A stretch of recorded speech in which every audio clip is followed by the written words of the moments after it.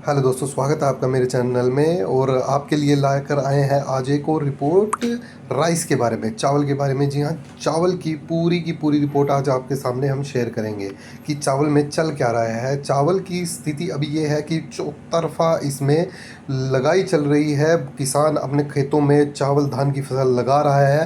हालांकि साठी फसल मंडियों में आ भी चुकी है। साठी 1509 आपको कहीं कहीं देखने को मिलेगी भी।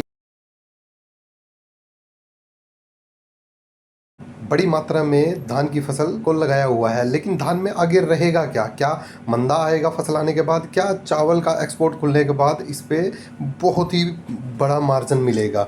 यही जानने के लिए आज की रिपोर्ट है। देखिए, चावल में आपको सबसे पहले ध्यान रखना होगा कि होगा क्या।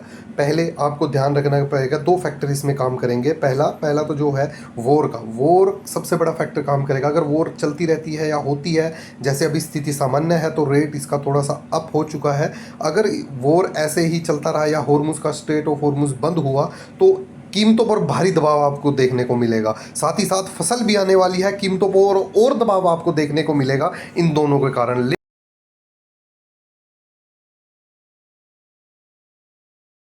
साथ ही साथ पूरी भारत की मंडियों में अगले 2 महीनों में पूरा जोर से पूरी फसल अपने चरम पर होगी, पूरे पीक पर अपनी फसल मंडियों में आ रही होगी, जिससे कीमतों पर दबाव होना बिल्कुल तय है।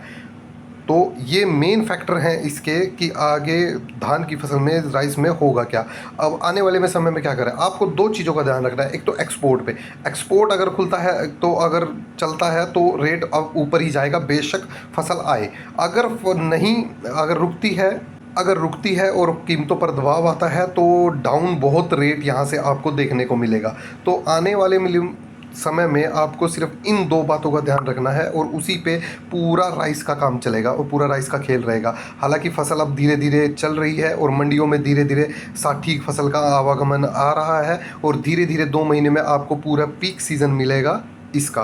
तो थोड़ा ध्यान से रख के अपना राइस का व्यापार